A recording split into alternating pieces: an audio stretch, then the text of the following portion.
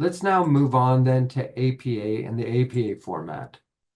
The first page is going to look a bit different, and this shouldn't be intimidating at all or seem like it's more difficult.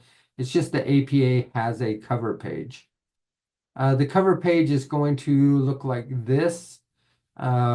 We have, instead of our last name and page number, we just have the page number in the top right-hand corner. Now, because this is a PowerPoint, I couldn't show this accurately. All this information you're seeing is going to start at about a third way down the page. So we kind of want it centered within the page itself. It doesn't look like that here because, again, I'm using a PowerPoint and it's difficult to move all this information down. There are specific things that you want on this cover page. The very first one you can see is the title. The title is going to be in bold, and that's going to carry through all of the essay. Anytime we have titles, we're going to put them in bold.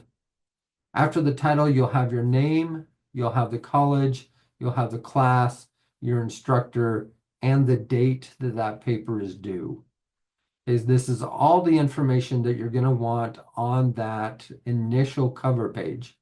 So as soon as I get your essay or I download it or I view it, I can already see if you're using APA or MLA.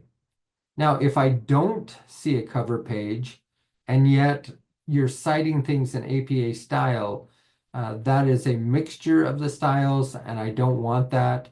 I want you to stick to either MLA or APA. Okay, so we can see that we have this title, we have this information, we have that due date.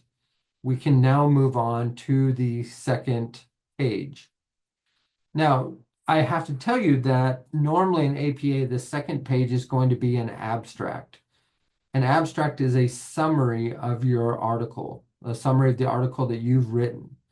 An abstract is usually about 150 to 100 words, and it's just going to be that summary of your article.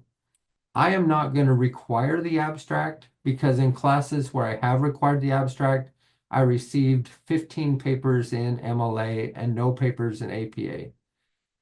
Just be aware that if you are writing an APA in future classes, you may be required to use that abstract. If you want to write one for this paper, that's fine. I will make notes on it, and it won't hurt your grades if it's, incomplete or if it's not working. So let's go on to page 2 then that we'll have in our essays. We can see that for page 2, we have the number 2 in the top right-hand corner. And then we'll start right with that title again. Okay, so the second page is also going to include the title, and it's also going to be bolded. And then we have just go right into our essay. Okay, so we don't need that page with the material on the left-hand side, like our names and our classes. We just want to move right into the essay because all of that was covered in that cover page.